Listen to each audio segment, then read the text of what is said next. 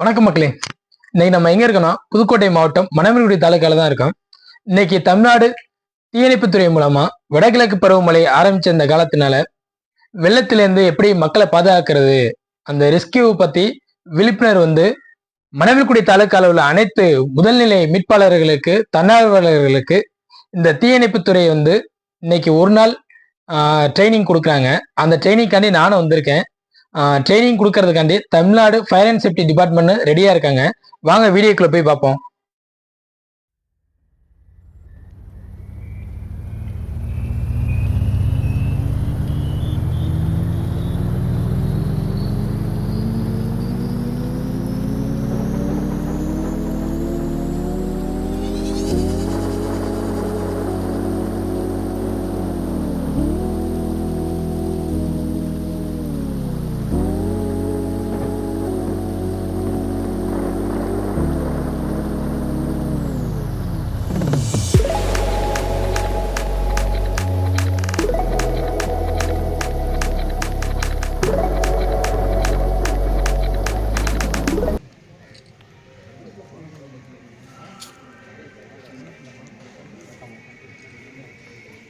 ஆமாம், இதை மாட்டுறதை மட்டும் கண்டிப்பாக வியர் பண்ணிக்கோங்க. இந்த டைட்டாக மாட்டணும். இந்த இதில் உள்ள இடைவெளி தான் மேக்ஸிமம் இல்லாத அளவுக்கு மாட்டிக்கிடணும். ஏன்னா தண்ணியில் இருக்கும் போச்சில் இது மேலே தூக்கும். இது அழுத்தம் கொடுத்து மேலே தூக்கும். மூக்கில் மறைக்கிற அளவுக்கு பார்த்துக்கணும். இதில் ஒரு விசில் இருக்கும், வார்னிங் விசில். கை காட்டி வார்னிங் விசில். நம்மளுக்கு கேட்க எதுவும் முடியலை வைக்கலன்னா இந்த வார்னிங் விசில் அப்ளை பண்ணும். அது லைஃப் எமர்ஜென்சி.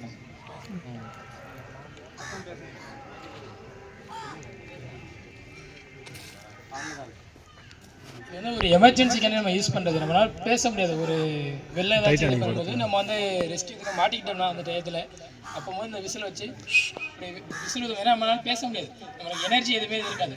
அதனால தான் இந்த விசில் யூஸ் பண்ணிக்கலாம். இல்லை பக்கத்தில் ஏதாச்சும் மணி யூஸ் எழுப்புற மாதிரி ஏதாச்சும் இருந்தாலுமே அதை வச்சு நீங்கள் ரெஸ்கியூக்காண்டி கேட்கலாம்.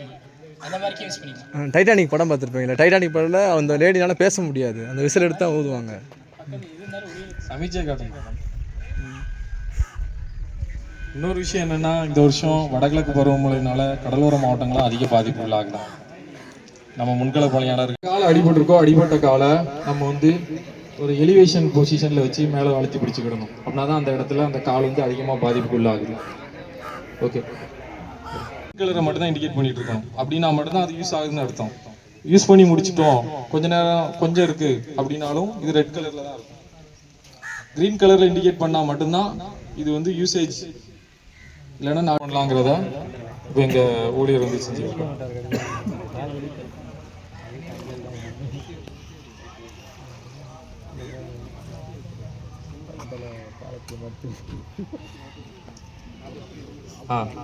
இந்த சாக்கு பதிலாக நம்ம வீட்டில் யூஸ் பண்ற பெட்ஷீட்டு, கனமான பொருள் எதுனாலுமே ஓகே.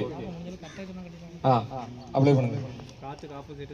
காத்துக்கு ஆப்போசிட் சைட்ல இருந்துட்டு நம்ம கோணி பையோ சாக்கோ எதிராக இருந்தாலும் அது மேலே அதில் போடுறோம். அது மூலமா காத்துக்கு தேவையான காத்து கிடைக்காது, தீக்கு தேவையான காத்து கிடைக்காம தீயை ஈஸியாக புட் அவுட் பண்ணிடலாம். ஓகே, இப்போ நம்ம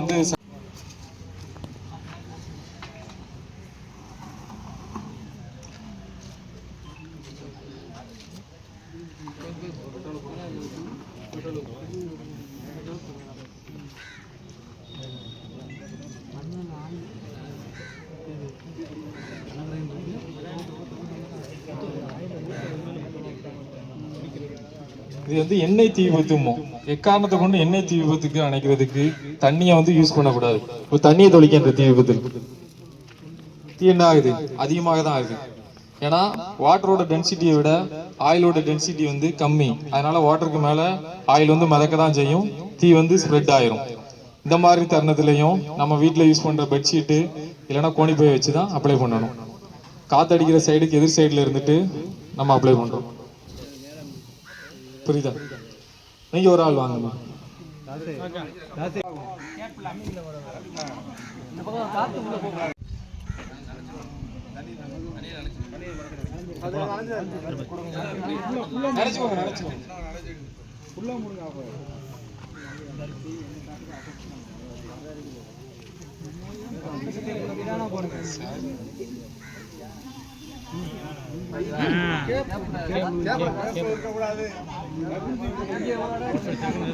சரி பரவாயில்ல வந்தாங்களா?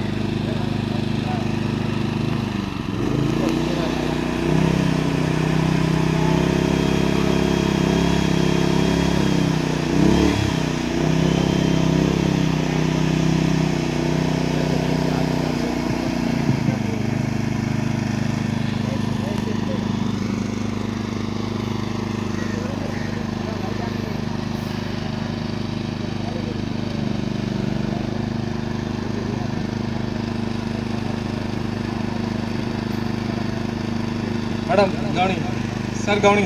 இது என்னது தெரியுமா? Portable inflammable light. அதாவது எந்த மீட்பழைப்பு இருந்தாலும் சரி, ஒரு ஒரு இடத்துல வந்து மக்கள் எல்லாருமே கூட வைக்கணும். அந்த மாதிரி இடத்துல தான் யூஸ் பண்ணுறது பேர் தான் போர்ட்டபிள் இன்ஃப்ளேமபிள் பேர். விழாவிற்கு வருகை தந்திருக்கும் தாசில்தார் அவர்களை மகிழ்வுடன் வருவது. நம்ம வந்து முன்கள பணியாளர்கள்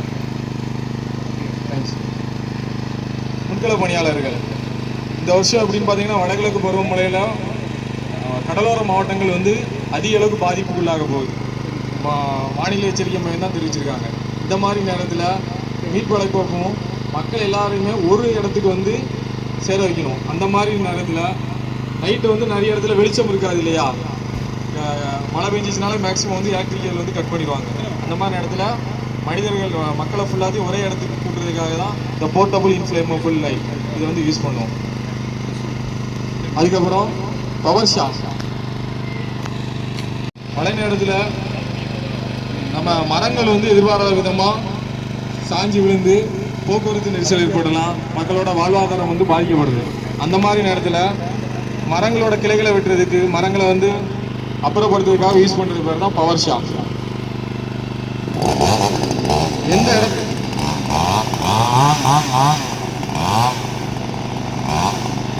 இது மூலமா எந்த மரங்கள்னாலும் ஈஸியா சிறு சிறு துண்டுகளாக கட் பண்ணி போக்குவரத்து நெரிசலை வந்து நம்ம கட்டுப்படுத்திடலாம்.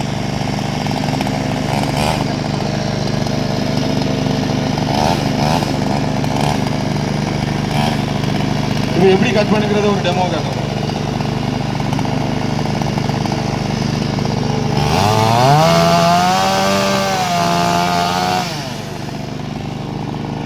சின்ன கட்டை இது மாதிரி இந்த மரத்தை கூட இதை வச்சு வெட்டிடலாம். அதாவது இது நின்றுட்டு இருக்கு, இதனால இதை வெட்ட போறது இல்லை. சாஞ்சி விழும் பட்சத்தில் இந்த மரத்தை கூட இதால இதை வெட்டிடலாம்.